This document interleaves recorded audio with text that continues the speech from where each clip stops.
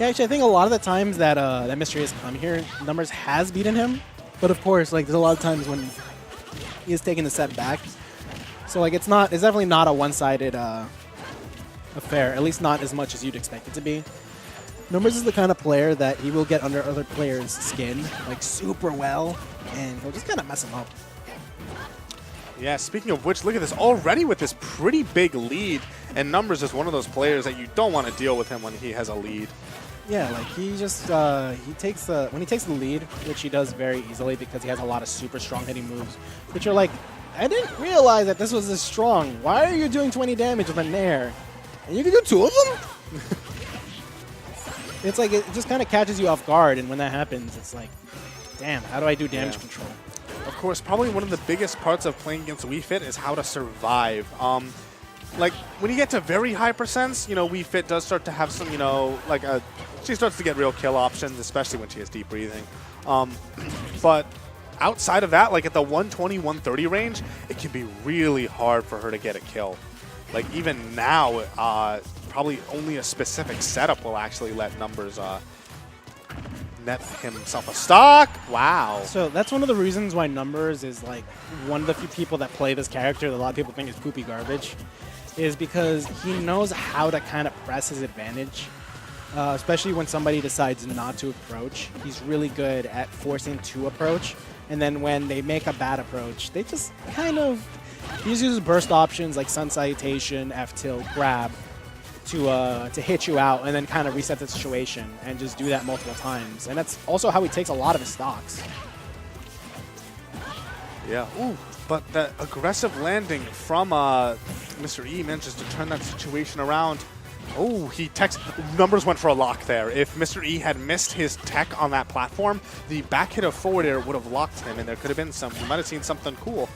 But as it stands, how did that send him nowhere? What was that? That up B from Lucina, like, Wii Fit barely moved an inch. Ooh, nice. Oh, wow. There it is again, that Nair putting in so much big damage. All right, drops down with the forward air. Not going to do it quite yet. These big blast zones on Battlefield helping him survive. Something Numbers likes to do a lot, and he kind of keeps an eye out for this, and it's probably one of his worst habits, is he absolutely loves to charge things off stage. This man's dead. He died. That up throw. Having a kill throw in this game is so important. Yeah. Like, I will say that. As somebody who mains a character that doesn't have a kill throw, having a kill throw is so important. Wow! Mr.E just shakes his head. Like, I wouldn't have died if I just finished it. Why didn't I finish it? That was honestly an amazing read from Numbers. I don't even think he could have reacted there. He was like, you're gonna do 2 hits and stop. Like, exactly 2 hits, and that's the moment I'm gonna drop shield and I'm going to forward smash you and kill you from all the way across Battlefield. So from my understanding, the amount of end lag on Marth and Lucina's Swords Dance is dependent on how many hits they've committed to. If it's 1 and 2 hits, it has relatively very low end lag. If it's 3 hits, it has a lot. And if it's 5 hits, it has a lot. And 4 hits, very little as well. So, like, you want to try to always end either on 1, 2, or 4. Although I might be wrong. 1 could also be bad. So, yeah, looking at this right now, it's actually, one thing I'd say also about this is that one of the things that Mr.E really excels with is, like, you know, he gets his opponent on ledge and he just keeps them there. He just pressures them so well. But against Numbers, it's really tricky because he's so comfortable on ledge. Like, that's where he spends most of his time anyway. So, like, you know, Mr.E's entire game plan is not necessarily, like, nullified, but it's definitely, you can tell it frustrates him that, like, he'll get his opponent off stage and on the ledge, and normally that's, like, you know, the best place for him to have them, and Numbers is just like, yeah, I'll chill here. Yeah. This is like, oh, I want you to challenge me off stage because I have air stalls, and I'll put myself in a position where if you misspace something, you're going to die immediately. It doesn't matter what percent you're at. You're dead, bro.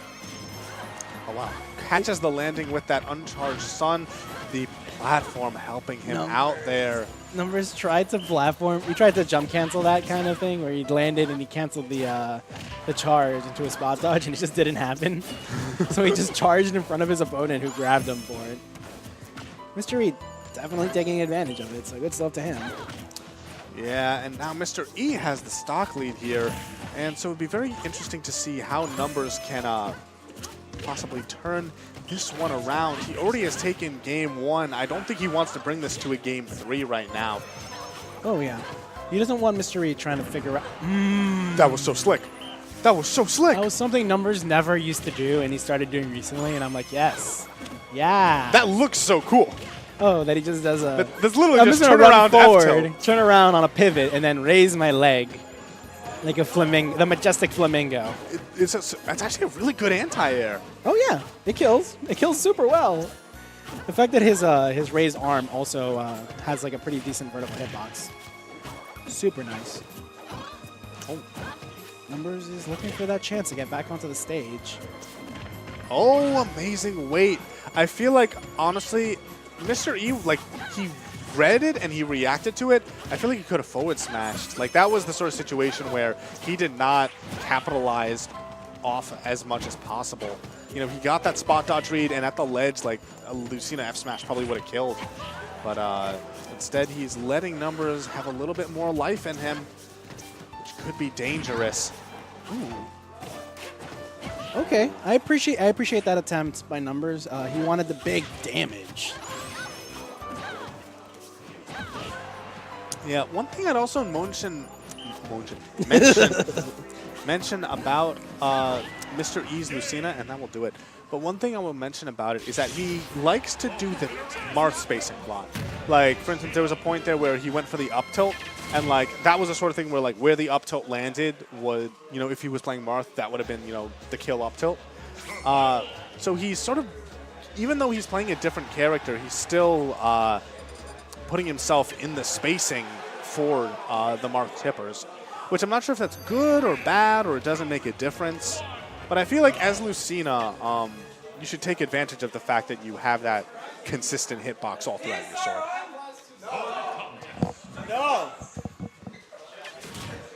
John Numbers looks like he counterpicked a Battlefield. Mr.E did not realize that DSR is off at all Xeno events. We never have DSR on.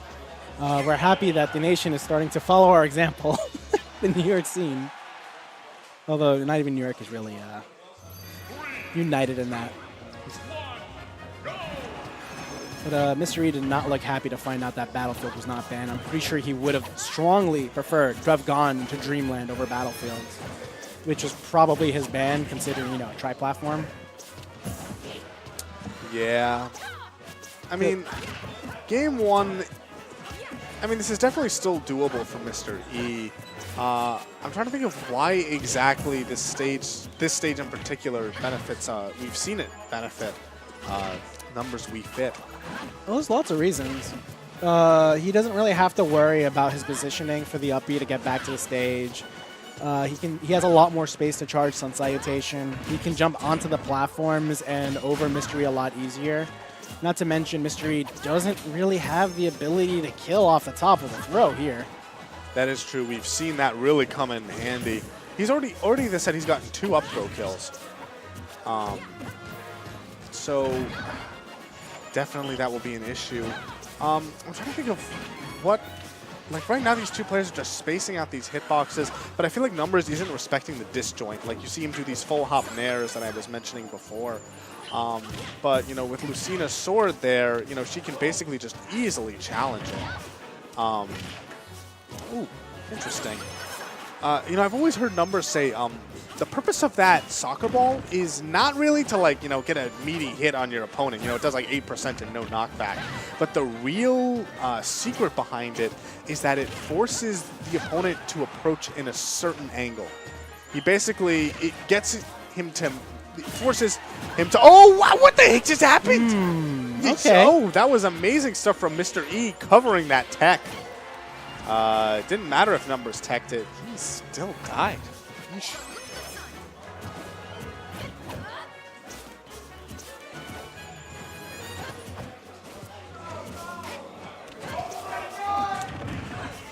All right, we've got the back throw now. Numbers with this stock deficit, but we've seen him be able to clean up stocks pretty quickly.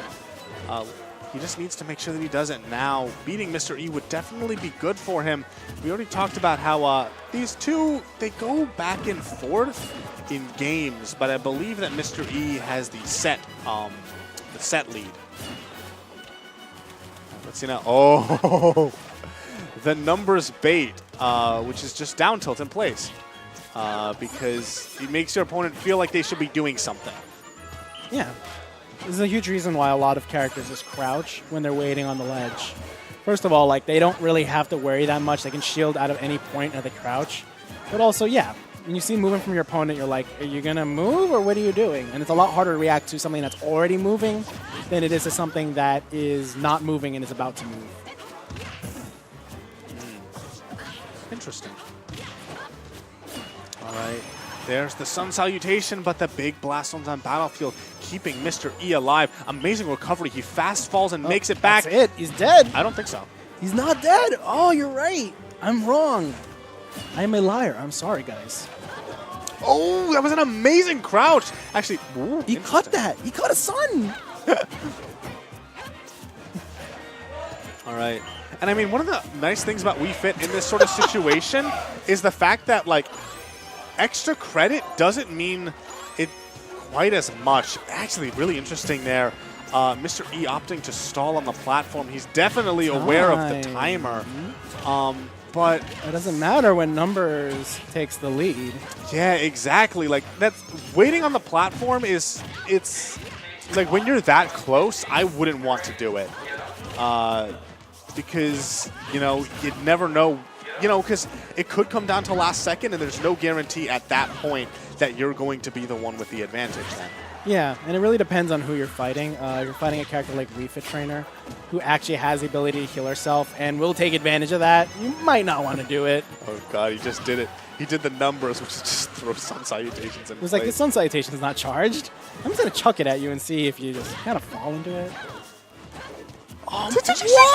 Okay, that was cute. That was actually cute. That was such a numbers thing to do. Oh, he's dead. He's not dead. No, he's not.